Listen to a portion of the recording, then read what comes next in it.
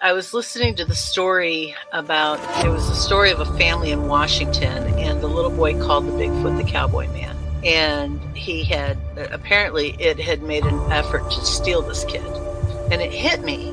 My children were in that playpen behind me with nothing but a mosquito net over them. It could have crept up behind me and taken both of my children, and I wouldn't have known. Father just got like a Mustang or something from Wyoming, okay? He had it out in the corral because he couldn't put it in the barn in the stalls with the other horses. It would kick and made all the other horses nervous. Had a Seminole Indian working the horse, trying to break it every day. So they had it out in the corral. This skunk ape snuck up behind this horse and grabbed it on its hind quarters. This particular horse kicks out, jumps over the corral, runs into the pasture, to get away. At this point, the rancher's out there just blasted away with the dirty. Skunk ape runs into the swamp. I went up there one day after that, or 2 days after that. I went up there and sat in the silence up there, and I'm telling you, man, it was free. It was crazy. There was a crazy vibe up there still. I did what I could to kind of get things under control, but I told her, I said, you need to get off this property.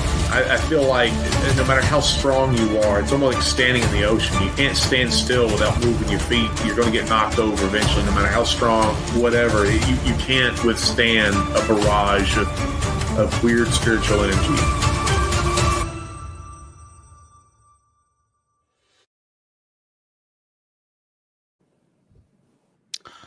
What is up, everybody? Hope everyone is doing well out there tonight. Thank you so much for hanging out and checking out this episode of Paranormal Odyssey. I am Wayne, joined as always by my friend and partner in crime, Miss Tiffany. What's up, ma'am? I'm just glad to be here because I'm so sick of being a responsible adult. Are you a responsible adult? Well, I claim to be. Yeah, most times I get left alone to my own devices. Yep. All right, so I feel like you want to talk about something. What's up? Yeah, I do. I want to talk about how cool it is that I get to hang out with my friends and we can talk about monsters. That is pretty freaking cool. It's really cool. It's better than laundry any day. Especially monsters that look through your window. Like, what the fuck? Exactly. Why do you think they look through our windows? That is tonight's poll question. What a segue. God, it's like we've done this before. I'm on fire. We're a team now. God. That segued perfectly, and then we ruined it by bragging about it. I don't care. All right, tonight's poll question. Do you believe Sasquatch look through windows because they are curious of us? And right now, overwhelmingly, 86% say yes, 14% say no. This apparently happened to our guest that is backstage, Miss Angie, and we definitely want to get her opinion when she comes out. But yeah, everybody out there, as you feel, if you haven't had a chance yet, please check on the poll question and answer it. Hopefully more people will filter in and out and answer it throughout the night. Mr. Tiffany says she is not responsible. Mr. Tiffany is your husband, so he has like a first-hand, right? Right. Yeah, but who's that dog barking? The hound hollering. That would be Cooper. Cooper Reddington Duran is. Yeah, he was upset because Carrie left the room, and she's back in there now. But he's still voicing the fact that he is not happy with her. Yeah, Cooper's not being very professional. He's not. He's not. All right. I'm excited about tonight's show. This is going to be a really, really good one. Something tells me we're not going to get it all in one night. And Miss Angie has already agreed to come back if need be. So looking forward to that. But let's go ahead and get these bills paid so we can get her out. Yes. Mute.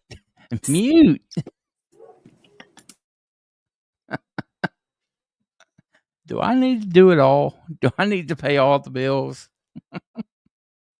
All right, guys, if you are new to the show tonight, thank you so much for coming and hanging out with us. We hope you enjoy yourselves while you're here. Please hit that subscribe button before you leave. Help Miss Tiffany and I continue to grow this show.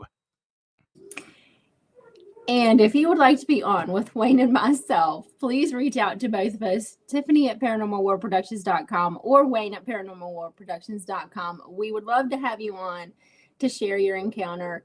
And we are still looking for one more slot for February before we go into March. Just one show left. Everybody head over to paranormalworldproductions.com. That is our website. You can check out all of the other shows under the studio's umbrella. I hear that Bigfoot podcast is pretty good. I mean, I don't know.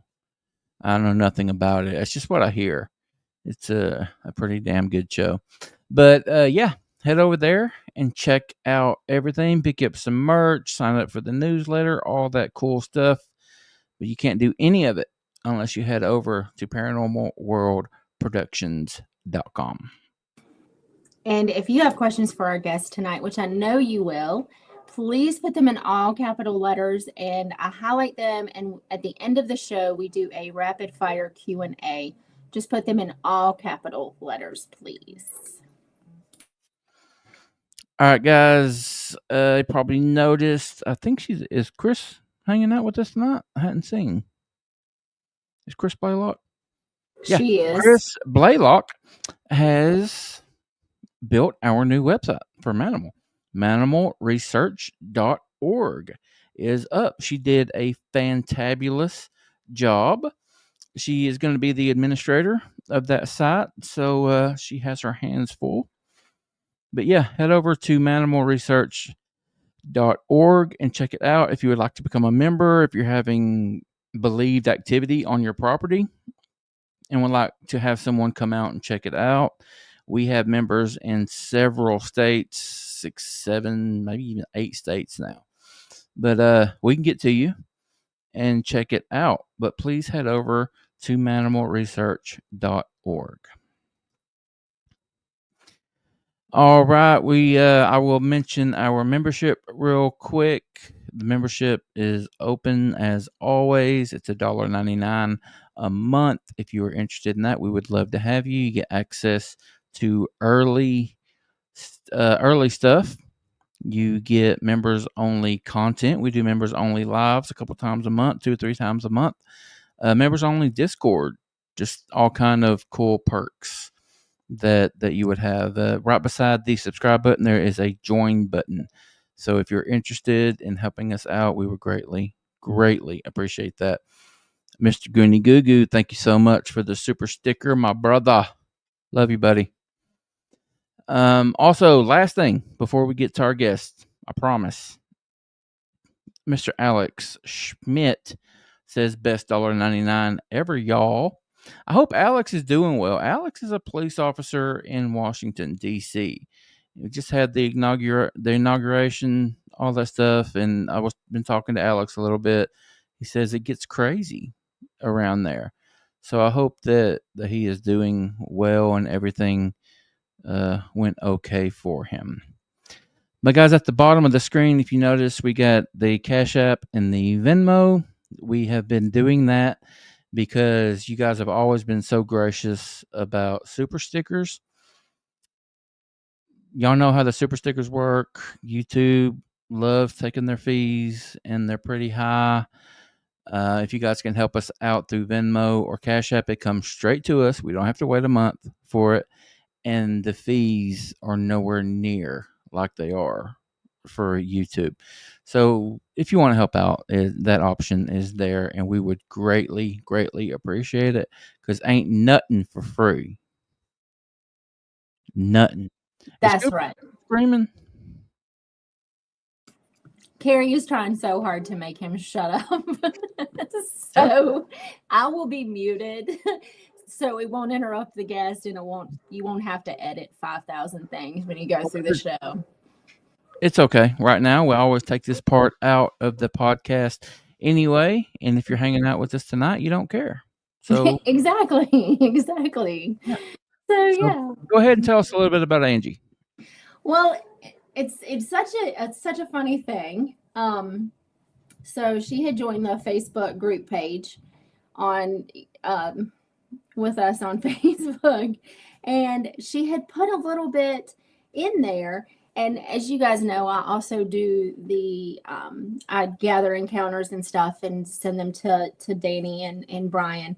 And so I was like, and she's only the second one that I've done this to, but her story and her encounters, the very little bit that she put up there, I was like, because even though we're under the same umbrella with Paranormal World Production Studios, we have different audiences. So I knew that his would love her encounters, but I also knew that you guys would love her encounters. So I reached out to her, to go and be interviewed by Brian, but then I sent her a separate email and I'm like, look, I want to be respectful of you. I don't want to just all of a sudden, bam, you're putting all this stuff in the group and I'm emailing the crap out of you. So, and then she comes backstage and she was actually at the event that you guys were at last year where Brian was talking and you did the speech at the camp out. And it's such a small world how everything just mingles together. Yeah. The Ozark Mountain Bigfoot conference in Missouri. Because the first thing I asked her is, where she was located. And she said, I think she don't mind giving the state of Arkansas. And that being relatively close to Missouri, I asked about if she wanted to come to that event. She said, well, I was at that one last year. Of course, she remembered Brian, but she didn't remember me. So I'm forgetful as hell. I was just that fluffy guy hanging out in the corner, carrying Brian's books, all of his merchandise for him. Daddy Brian. You just peddling. You're just the peddler. That's all. Yeah. No, but she did look familiar when she came on. And just a super, super awesome lady, it seems like, thus far. And I was telling Angie and Tiffany, a lot of times if I don't get a chance to talk to people before they come on, and I think with anybody that does a show, that question in the back of your mind is, are they going to be reputable? Are they going to seem trustworthy? And Angie 100% does. How 100%? And I cannot wait to get this lady out, so I'm going to shut up unless you have anything else, ma'am. No. Bring her out. Cooper shut up too, so let's go. Everyone, please help me welcome Miss Angie from Arkansas to the show. What's up, ma'am? Hi, how you doing? Hey, good, thanks. How are you? Doing good, thank you. Thank you so much for coming on. Oh, sure. I really didn't want to harass you and be like this crazy producer going, hey, we have this show I would love you to be on. And we also have this show I would love you to be on. Quick, guys. Real quick. I'm sorry. Tiffany, you're completely covered. Look.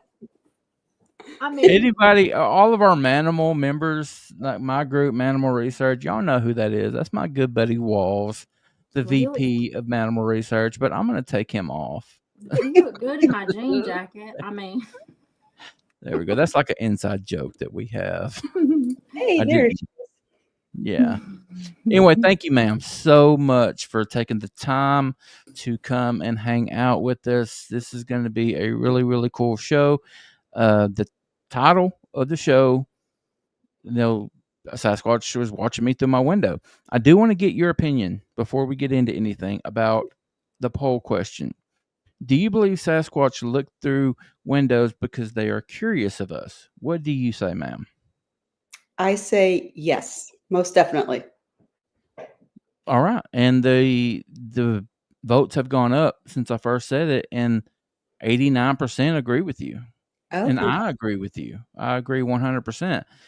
And Tiffany and I were talking before the show, and we were trying to come up with the poll question. I kind of wanted to word it like, do they pay more attention, or are they more curious about women and children?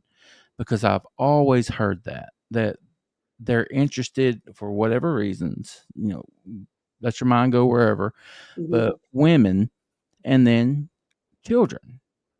I've always heard that. Do you have an opinion on that? Well, without letting too much out of the bag right now before I tell my story, but things I've heard other people say and other things that I have, heard people talk about, it does kind of seem like it is women and children who seem to get peeped at the most. Yeah. Yeah, I agree. And again, I don't want you to let too much out, but let's just go ahead and jump in to your story. I usually ask people like what got them interested, but with you, I want to ask about this looking through your window incident. Can you walk us through that, please? Sure. So it was roughly around 1987. I was somewhere 16, 17 years old. And I lived in a mobile home park. And we had a trailer in the mobile home park. And it was up against a big mountain. And that mountain was undeveloped. It was this totally raw land. And we lived kind of within, I would say, a 3 to 5 minute walk from our lake. So, there was water, there's mountains, that was, lots of cover. And as kids, young adults, I always heard walking back behind our mobile home where the mountain was. It was literally right butt up against it. And, I'd always ask my mom, I'm like, what's walking around out there? I'm hearing footsteps. Now, mind you, I was inside the house hearing the footsteps, which is not really normal. I mean, I could be sitting in my house right now and somebody walking in my yard and I would never know. But I would be hearing these footsteps. And I would never see anything. And it was just always creepy going back behind the trailer to where the mountain was. We had like a little storage unit back there. And nobody, especially us kids, never wanted to go back there. We always got creeped out. We were always at the lake. We were always at the woods around the lake, but we never climbed the mountain behind us. It always freaked us out for some reason. Never knew why. Now, with most mobile homes, they're on cinder blocks. They're up off the ground. So you usually have to have some sort of stairs/porch to get into them. And ours was no different. Ours was that same exact way. So we had the stairs that led into the house. We had a bedroom at the back of the trailer, which was butt up against the mountain. And then the other bedroom was on the opposite end of the trailer. And that was at the opposite end of the trailer. And so at one time, the kids' bedrooms were in the very back near the mountain. And my mom's bedroom and my stepdad was in the front. Somehow it all switched one day. And I don't know why. And they never said why. But next thing I know, now my bedroom is in the front and theirs is in the back. And that's where the story picks up. And so it's a really fast story, but I was sleeping in the middle of the night. That particular weekend, my stepsister was with us and she was sleeping next to me. It was the 80s. So we had a big old king giant water bed, plenty of room to stretch out. And it was summertime and we had our windows. We always left our windows open at night. We were low income. So mom, instead of running the air conditioner, we'd always have the windows open so we could get that breeze. And so in the middle of the night, for whatever reason, I don't know why, but I remember sitting up in bed, just straight up. And my sister was next to me, dead asleep. And I turned to my left and literally right there was our window. The water bed took up the majority of the room. So it was practically touching the wall. And the window was right there.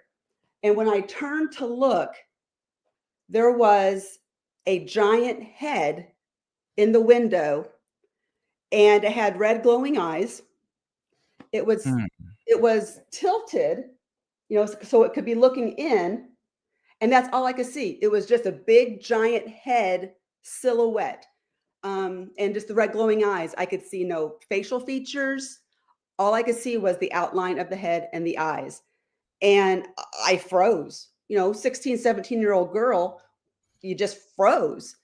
And it was gone. In a blink of an eye, it was gone. And I could not believe what I had just seen. Now, so you said in the blink of an eye. So how long would you say that you were able to see this thing? 2 seconds? 3? I would say probably less than 5. Less than 5 seconds. Yeah. I sat up, I turned, there it was, and I was startled and then gone. It was just that fast. And let me just say, I keep expecting to see a damn Bigfoot looking at me through that glass behind you, through that window. How Well, cool you know, would my that husband be? could go walking by, so you know, we could maybe have a Sasquatch there now. But in all seriousness, ma'am, how you kept from pooping yourself? Or maybe you did. Well, I you don't know, know.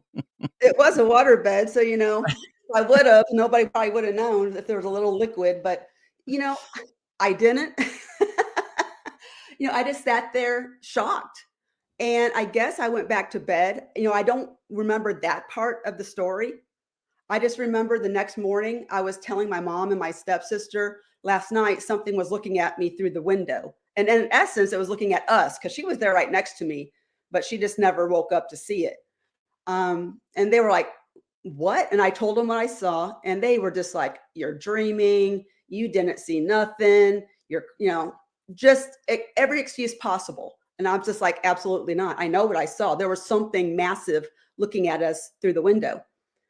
Okay, I And know that we usually hold the questions to the end, but I think this one needs to be answered right now.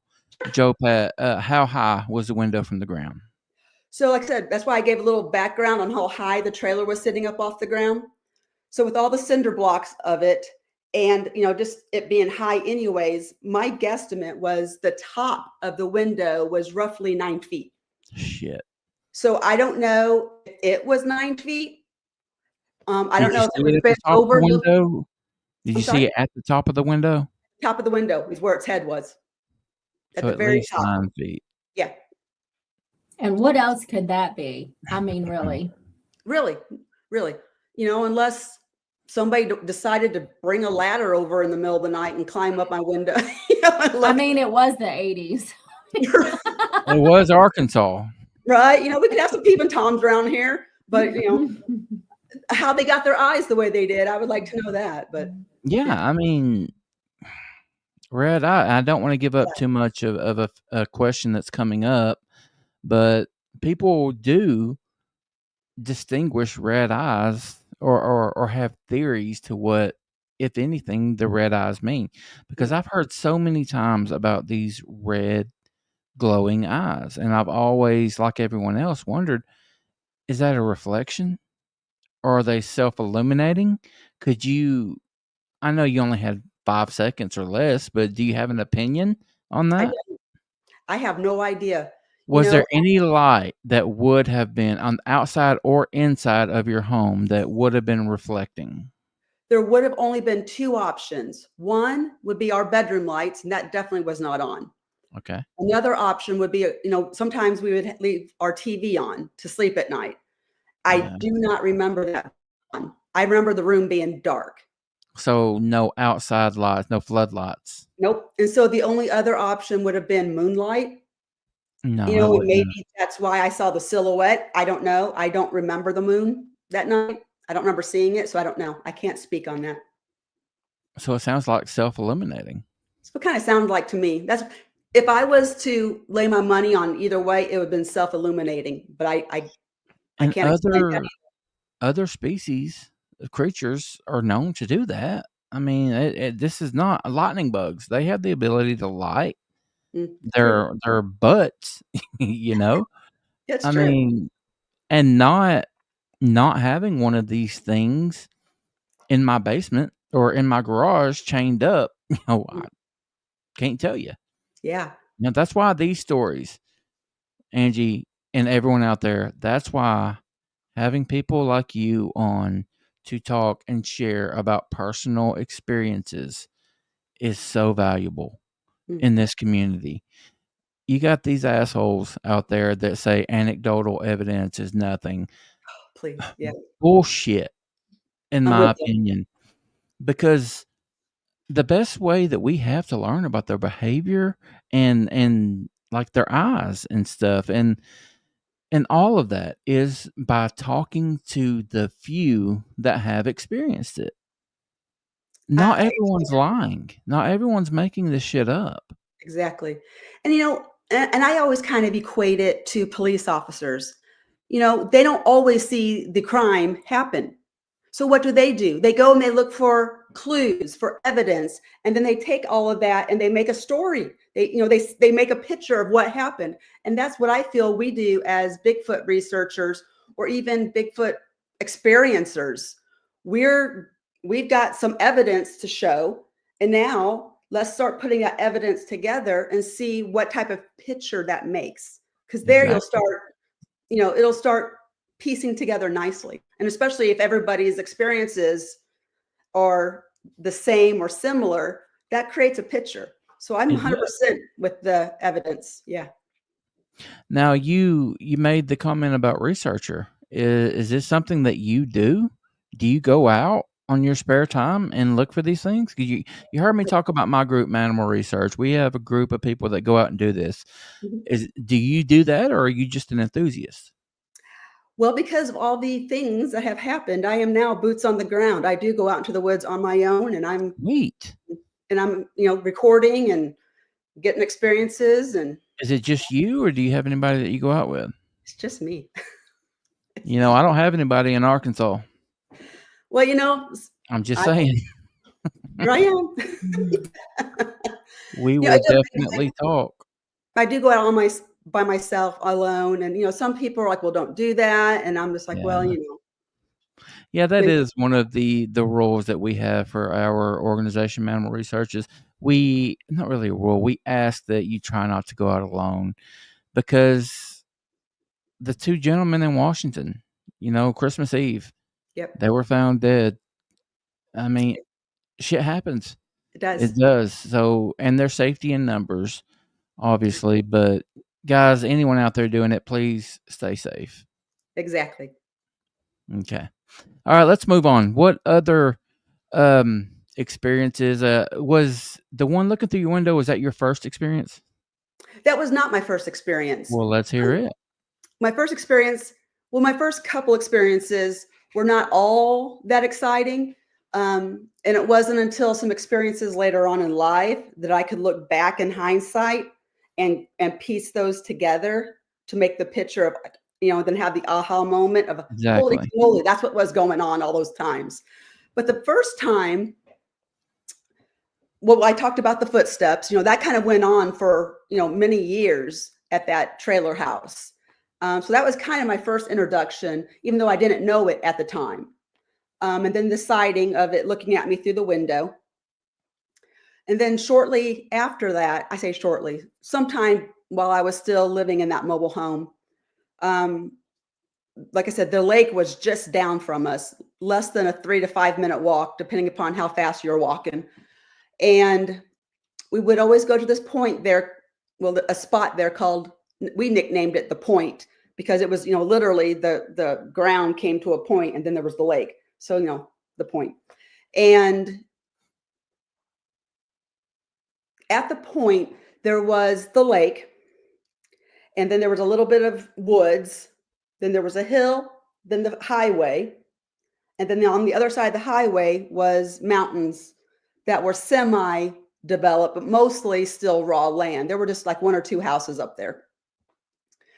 Then where we were at the Point, behind us was the woods, and then diagonal was that mountain that butted up against my trailer house. So in that area, it was all very compact and very close together, and patches of woods all around. So one day we were down at the Point, as we were there practically every day anyways, because as teenagers, that was our spot to hang out. And we were down there, we were just chilling out. And I don't remember if we were swimming at that time, but I remember it was the middle of the afternoon. It could have been getting close to dusk. At this point, I don't remember. I just remember it was daylight. And rocks started getting thrown at us from across the road. Like I said, we were at the Point. Then there was the lake. There was a little bit of woods, the road, and then more woods. Rocks started coming at us through the woods. And, we were ducking. And now they weren't like boulders. They were, just pebbles. You know? And we were like, hey, knock it off. You're going to hit us. And then we got thinking, well, maybe it was some of our friends who weren't with us. So we're like going, hey, so and so. We were calling their names. Knock it off. You're going to hit us. Nobody ever yelled back. Nobody was ever laughing. Nothing. And it wasn't like a deluge of rocks. It was about one rock every 30 seconds to a minute, just enough to be annoying. And it was just like, gosh, knock it off type of thing. And so after a while, we just decided to leave, because the rocks weren't stopping. Now, real quick, Angie, did any of those rocks hit you guys? No, not at all. Okay. They would always just be around us. Some would land in front of us in the water, some to our sides, but they never hit us, none of us. So we left. And the next day, we met up with the rest of the people who lived down there who were our age. And we're like, hey, what were you guys doing throwing rocks at us yesterday? That wasn't cool. And then, they were just like, what are you talking about? It's like, you know what you're talking about. You guys were throwing rocks at us yesterday. And they're like, no, we weren't. It's like, yeah, you were. We drilled them. And they swore up and down it was not them. And so we're like, okay, yeah, whatever. You big fat liars. And so we kind of just chalked it up to that. And it wasn't until many years later when I started learning about behaviors of Bigfoot. Like I said, the footsteps I could hear, the heavy footsteps I could hear, the big image of the head in my window, which, was a big red flag of Sasquatch, and then rock throwing. At the time, I never knew any of that. I didn't know those were their behaviors. And then many years later, when I learned that, it was like the proverbial, aha moment when like all these flash, your life is flashing before your eyes. All these events started popping up. And I was like, holy cannoli, that's what it was. It was, all of this was Sasquatch related. And I got thinking, well, why were they throwing rocks? And then it dawned on me, where we were was blocking the mountain where they, I guess in essence, lived, where they were. And so so they could get home, we were in the way. And I believe they were throwing rocks at us to get us out of there so they could finish, their little hop, skip, and jump through the little woods sections, so they could get back to the mountain. You were in their way. We were in their way. Like I said, they didn't hurt us. They didn't harm us. They didn't scare us. They didn't jump out, and growl and carry on. They were just politely throwing rocks, just to get us to move on down the road so they could finish their little journey. And so that's kind of like my early beginnings. And it's interesting that you bring that up, especially what you talked about before you started talking about the actual experience, was how before you were really interested, it just seemed weird. Mm-hmm. But now that you know what you know, you look back and it's like an aha moment. Oh, for sure. Yeah, and I've told this story so many times about my buddy that went hunting. I'm not going to go through the whole thing, but the short version, he killed this massive buck, he shot this massive buck and asked me to come help him track it. We followed the blood for at least a mile through the woods and it stopped. And there was nowhere else. There was no more blood. We looked for hours for another sign to where this thing could have went. And it was just gone. And then we just chalked it up as like just something weird that happened. Now that I've talked to so many people, and this was in North Georgia, in the mountains. Okay. I feel like a booger helped himself. Probably right. Yeah. That would be my guess. So I definitely understand that. I mean, you had no idea. You thought that it was people throwing rocks at you. But now that you know what you know, probably wasn't. Yeah. I really, really do not believe it was people throwing the rocks. I do feel that it was, it was just all these events that lined up that was just like. And guys, bears can't throw rocks. Deer can't throw rocks. Raccoons, cougars, what the hell? Squirrels. They can't throw rocks. It was a person or it was something with hands. It was at least 75 to 100 yards away. So you cannot tell me that a human is going to be throwing pebbles with that accuracy that far. Yes, and not hit you at all. Exactly. But land all around you. That's and not hitting you was on purpose. Yep. I really believe it. I think so too. I too. don't know that. I mean, I haven't talked to the Bigfoot that threw the rocks, but in Well, my apparently he was opinion, already my friend since he was peeping at me through the window. He knew not to hurt me, I guess. yeah. What I was going to get you to carry on, and I will get to that point, but I do want to ask you this question first, Angie. In your opinion, Mhm. the things that have happened to you, the things that you have experienced thus far, you've heard of the woo Yeah. term, right? Yes. Do you believe more that this is a flesh and blood being, or is there something supernatural, more woo going on? What's your opinion? Well, that is the $1 million question. It is. You know, I wrestle with this question a lot.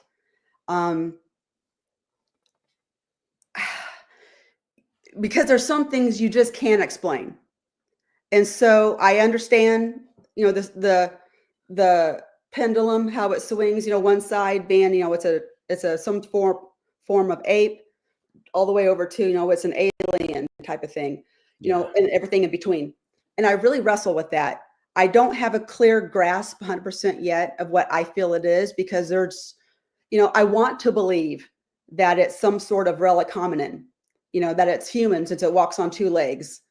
But then, there's aspects of it that I can't explain. The red glowing eyes, that's not really a human trait, Right.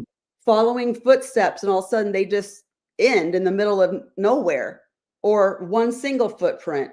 That type of stuff is a head scratcher, to be honest. I don't know, but in my heart, I want to believe that it's some form of a relic hominin from, years past that never went away. But, I don't know. Right. Yeah, I'm right there with you. When I first started this in 2019, you could not convince me that this was nothing more than just a North American primate that we haven't caught up with yet. Mm-hmm. But the more people I have talked to with some crazy shit to talk about, and I don't think they're liars. Yeah. I don't. They fully believe what they witnessed. It's some crazy stuff. I'm talking about Bigfoot turning into something else, and just some weird crap. Yeah, I don't get it. I don't understand. There's something else to it. Mm-hmm. There's something else to it that we just don't know. Yeah. I hope we can figure it out one of these days, because it is a head scratcher. I don't know. Yeah. Well, that's why it's so important that people like you who have these experiences and have had these experiences in the past come on and share them. Mm-hmm. Because then we can correlate them all together. And like you said, you piece the picture together. I mean, because it's just one big puzzle. We just need all the pieces. Exactly. All right. Angie, as far as your journey, mm-hmm. We talked about your first encounter with the rocks being thrown. We talked about the window, something looking in at you. Where do you go from there? Well, what really got me going into the whole Bigfoot world is an experience I had up in Southwest Harbor, Maine, back in a long way from home. Long way from home. And that was back in 2023. And that's what got me on my 2-year in-depth deep dive into all things Bigfoot, because after that I was like, I needed to know what is going on. And that experience up there is actually what made me had my epiphany of what happened years ago in the 80s. When I started doing that deep dive into, okay, what's going on? That's when I started learning, and that's when I'm like the aha, from back then. And so if you want me to tell you what happened in Maine, I'd be very happy to. Please absolutely share away. Like I had said earlier, I have allergies. And so twice a year I have to get out of Arkansas to go to a place where I can actually breathe and, stay alive, because the allergies here are just crazy. So I did some research and saw that Maine is still basically frozen during that time. I'm like, well, perfect. Nothing's going to be in bloom. I'll just boogie up there.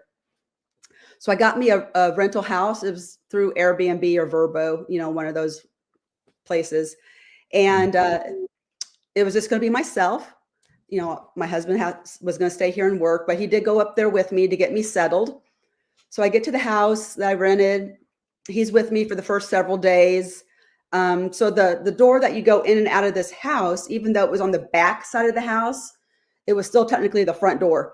And so you parked in the back, but you go in and out through that door. There was a gravel driveway. Then there was like a little, I hate to say garage, because I wouldn't know what size car would even fit in that little thing. It was more like a shed. And then behind that was just a whole thing of pine trees. And then, this forest after that. And in front of me, it was the ocean. The house was like on the ocean. And so great little setup, perfect. My husband's there for the first 3-4 days. Not a problem. So I take him to the airport, get back, and I believe it was the next day that the weirdness started to happen. So that night, I'm sitting on the couch in the evening watching TV. Now, when I say at night, it wasn't late. It was 8 o'clock in the evening. A lot of people say, midnight, 1, 2, 3, they go out into the woods to try to find Bigfoot. Then it was like 8 in the evening. It was dark by then. But I'd be sitting on the couch, and all of a sudden, out of nowhere, this impending fear would come over me. And I'm just like watching TV, eating my dinner. And I'm now suddenly petrified sitting here on my couch and cannot explain why. It was just the heaviest fear.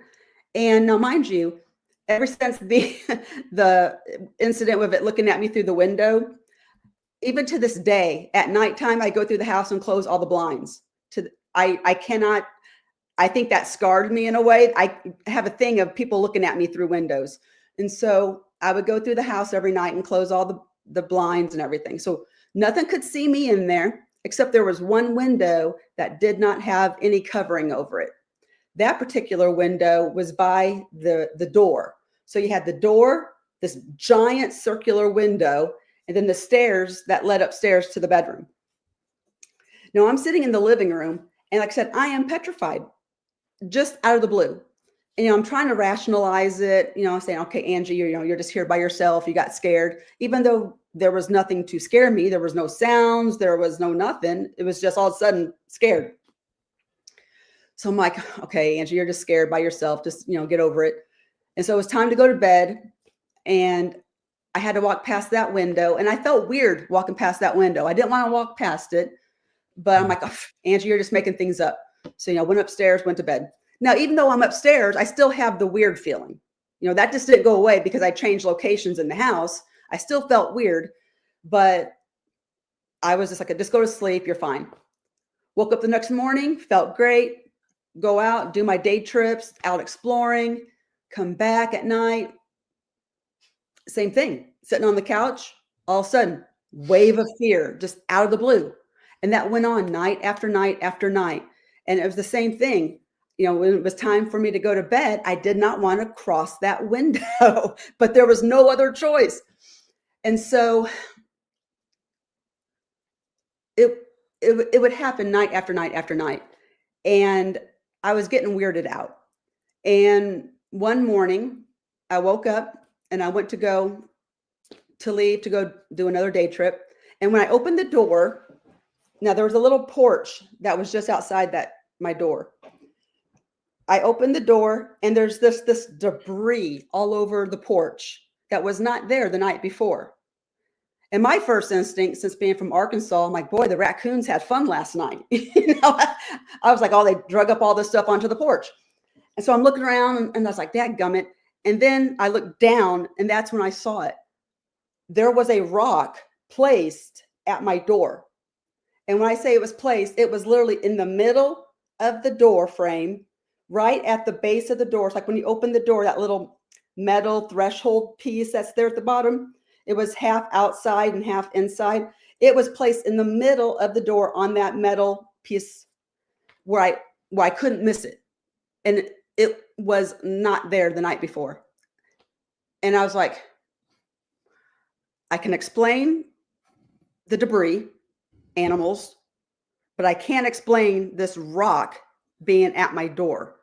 Now, I was sitting here trying to do some rational thinking, going, how did the rock get here? I'm like, okay, I'm thinking at this point a raccoon, but I'm like, a raccoon is not going to carry a rock and put it in front of my door. You know, if a raccoon has a rock, it's who knows what it's going to do with it, but it ain't going to like be leaving me no gift. You know what I'm saying? So I'm like, nah. I'm like, okay, a human.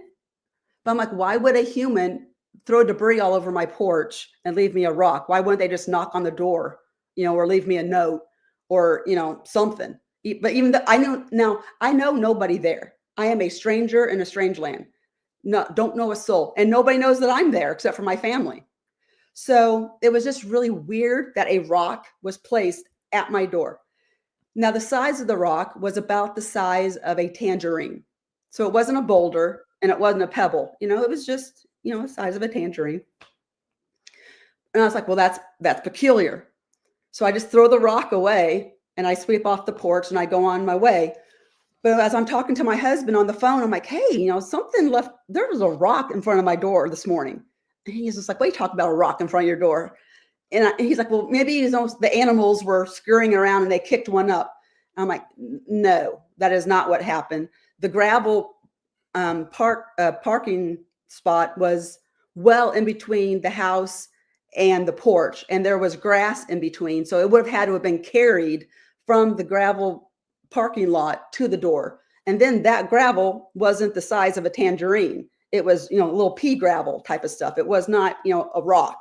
So I said, no, that's not what went down. I said, I don't know what went down, but something left a rock at my door. And that was just kind of weird. So shortly after that, I think within the next day or two, my family came to visit me. So my husband, my daughter, and now my son-in-law came to visit me. And during that time, all the activity stopped, which really ticked me off because I wanted them to be scared like I was scared every night. I wanted them to be feeling what I was feeling because I was trying to explain to them what was going on. And I was getting the same, oh, Mom, you're just by yourself. You're just scared. You're freaking yourself out. And I'm like, no. I said, I'm fine during the day. And I said, and I'm fine as I'm sitting on the couch at night. I said, but then it seems like at a certain hour, all of a sudden this wave would come over me. I said, so it's not that. And so I was really disappointed that nothing happened while they were there because I really, really, really wanted them to experience it. But they were there for about 5-6 days. And luckily that was my reprieve because after that, there would be no reprieve. So they leave. And I believe it was either that night or the next night. I can't remember which, but the activity started up again. I'd be sitting on the couch and all of a sudden just fear would just wash over me. And like I said, it would happen night after night. So fast forward to one evening, I'm sitting on the couch and the kitchen was off to behind me to the right. It was a whole other room, but it was off to behind me and to the right. So I'm sitting on the couch, chilling, have the weird feeling. And I'm thinking, okay, here it is again. And then out of the blue, from the kitchen, I hear, bam, which made me jump. Now, mind you, I'm sitting on the couch. I'm the only one there. And now something had just smacked the side of the house. And the smack was not like normal level. It was from the top of the wall. You could hear directionally where it came from. And it was at the very top of the wall. And I sat there like, crap, there's something out there. In a way, I was happy, but maybe like 1% happy because now I had something to explain why I was feeling the fear. But then the 99.9%, I was like, crap, there's something out there. When I'm here alone, I have no way to protect myself. I'm a sitting duck and something's out there hitting the house. And I just wanted to crawl. I just wanted to die. It was just like you're so scared that you just don't know what to do. And I didn't do anything. I just sat there frozen on the couch until it got late enough where I'm like, I'm going to have to go upstairs. And I had all these thoughts going in my head of, is whatever just hit the house going to try to come in? Because there was also a side door at the kitchen. And and I had it secured, but I'm like, since I didn't know what was out there, I didn't know if I had it secured well enough. You know what I'm saying? People break into people's houses all the time. Something could have kicked down the door. I didn't know at this point what was going on. But I knew. And what do? You call the cops? Well, and so many people have asked me, why didn't you call the police? Part of me, I was so scared, it didn't even dawn on me. I was blanked. But then the other part of me would have been like, they're not going to believe me. Hey, I'm not from here, and I'm getting, weird feelings every night, and now something just hit my house, and something left a rock. I mean, the police officer would have looked at me like I was crazy, in my opinion. I don't think they would have taken me seriously. Best case scenario, they offer to have someone just ride by every once in a while to check it out, which I guess might be a little comforting. It's true. But I was also kind of scared of people knowing that I was there alone. I didn't want, I'm sorry, but I didn't want men to know that I was there alone. Yeah. Just for safety reasons. Exactly. Now if the police knew that I was there alone, I don't know. It's just a girl thing. I didn't want anybody to know that I was there. Yeah, I mean, I guess that makes sense. Oh, it makes 100% sense. Female to female, I get it. Yeah. And actually, I get that a lot. People saying, "Why didn't you say anything?" Not only to the homeowners, but to the police. I didn't want people to know I was there alone. Even the homeowners didn't know I was there alone. And so, Angie, I feel like you've got a lot more that you can talk about, right? I do. And we are right here at the hour. We got some questions that we need to get to. I'm telling you, man, when it's a good interview, the hour flies by. It seems like 10 minutes we've been talking, but it's been like over 50 minutes. So we absolutely want you back as soon as possible. Even if we have to work in a special night, I would love to get you back quickly. But we do need to get to some of these questions, if you don't mind, ma'am. Sure. Bring it on. All right. First one is not a question. I want to say thank you to Goonie Goo Goo for the $1.99 super sticker. Thank you very much, brother. Love you, buddy. Chris Blaylock, who is Goonie's wife. How much of the window space did the head take up?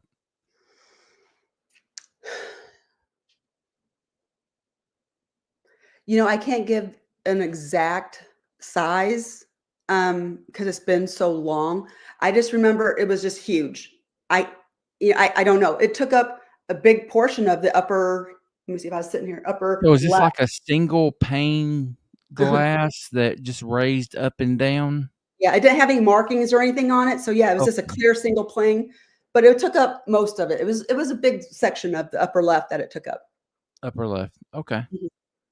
All right. Moving on. Joe Pat. I wonder why the eyes were red. I thought that meant anger. We touched on this a little bit earlier. Yeah, I don't know why they're red. Yeah. Some people do think that has something to do with anger. I don't know what leads people to think that, but yeah, we did touch on that. Yeah. Good buddy Scott Trent. God bless you, Angie. Very brave lady. Talking about you going out on your own, and I agree. It's very brave, but please take somebody with you. If I had somebody, I would, but everybody works. So we'll find somebody. Damn jobs. Right? Why do people pay bills? They just ruin everything. They do ruin everything. Yeah. Joe Pat, did you ever see any footprints? Currently, yes. Back then, no. Currently, yes. So I got a footprint casting 2 weeks ago. So, really, yeah. what about what happened there? Well, there's a spot that I go to that I do some research at, and I went back after we had some snow here. We had about 6 inches of snow about 2 weeks ago. So I was like, let's go see if we can find some footprints. And we did at the same spot that I keep having interactions with. So I casted one out there. So yeah. Sweet. Yeah. All right. This kind of lines up with that. Ristel, are you anywhere near Falk? No. I believe Falk is southeast. Well, I don't know. I know it's down south. I'm in northwest. So we're like totally opposite ends of the state. Okay. And my good buddy Robert Matler, who was also at the conference last year, you and your husband need to make it to the Ozark Mountain Bigfoot conference this year. Robert was a little bit late getting in, but we talked about this a little bit. She was at the conference last year. We didn't know each other back then, so we didn't get to chat, but she didn't camp, but I think she's going to try to this year. I'm going to try. Yes. As long as I'm in town and not away on my allergy getaway, I will be there. You will have some cool people hanging out with you. I promise, if you can. I think it'd be fun. It would be, it's a blast. Robert, the one that made that statement, I had never met him before in person. We got to hang out for 3 days, and he's one of the coolest people I've ever met. I consider him a very good friend now, and it's because of that conference. Oh, fantastic. Well, Yeah. I would love to meet you. Hopefully it will work out. Yeah. All right. Another great friend of mine, Troy in Tennessee. Have you ever tried gifting the Sasquatch? Great question. I have. And I've had a success. And that's another story for another day. Well, can you talk a little bit about it? Yeah, sure. It happened this past October. I was up in the Pacific Northwest on my allergy getaway. I decided to hit the big time and go up there and found a spot. I found some evidence that there could be some there. And I left out some dice and I had some interaction with them, with the dice. Sweet.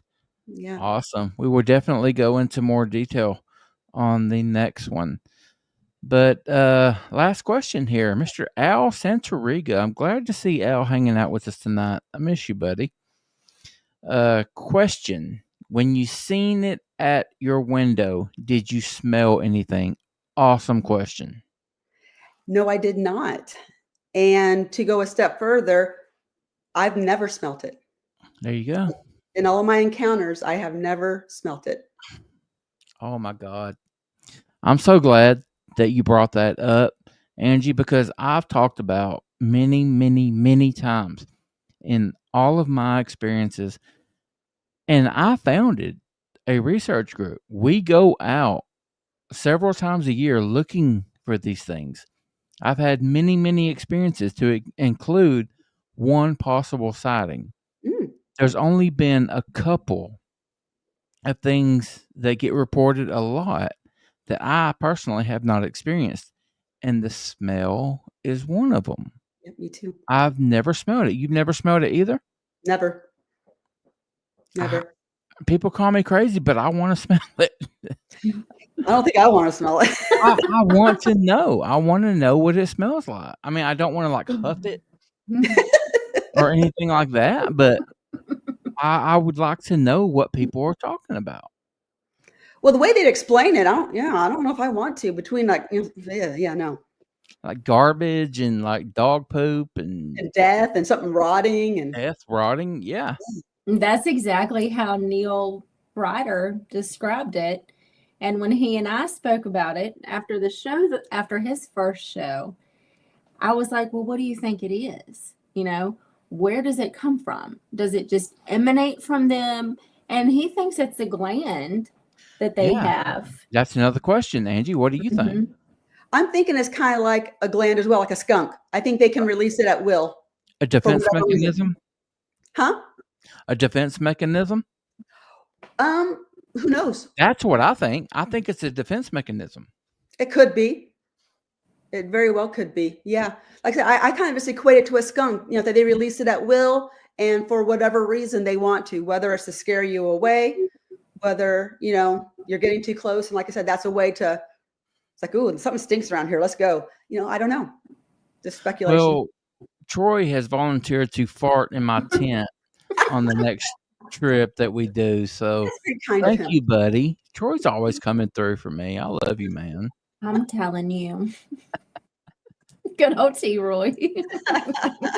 I love you, T. Roy. T. Roy just had a birthday. Happy birthday, buddy. Happy birthday. All right. We've gone over an hour, and it seems like we just started. It does. Angie, we want you back as quickly as possible. I would just as soon as possible when you're available. We would love to have you back. Before we get out of here, though, go ahead and plug anything. If you have a channel, a website, anything that you have going on, go ahead and tell the people where they can find that. So I started a Facebook page. It's called Squatch You Doing. So you can find that on Facebook. And then also Squatch You Doing. And then same on YouTube. I'm on there. I just got that page that going, and it's also called Squatch You Doing. So you can find me on YouTube. I got about 4 or 5 videos up there right now of some experiences, but I'll be adding more. So check it out. Okay. Well, a couple of people have commented tonight, or at least one I saw commented that they've already subbed to your channel. Oh, good. Yay. Thank you. Good deal. I appreciate that. All right. And, you know, we do these shows live, but I have a much, much bigger audience on podcast. So every one of these episodes that we do, I take the audio and I upload that to podcast. So you're going to reach a lot more people that way. So, yeah, again, thank you, ma'am, so much for coming on. And I cannot wait to have you back. This was awesome. Yes, thank you. My pleasure. And I'm so glad I didn't harass you. Oh, no, not at all. Just trying to schedule you for both shows. But I knew, you know, again, we have separate audiences for Sasquatch Odyssey and Paranormal Odyssey, but I knew that your encounters would fit both places. So thank you for everything. You're very welcome. All right. Again, ma'am, it was awesome, and I can't wait to get you back. Thank you so much. I hope you enjoy the rest of your evening. Thank you. You too. Thank you. Bye-bye. Bye.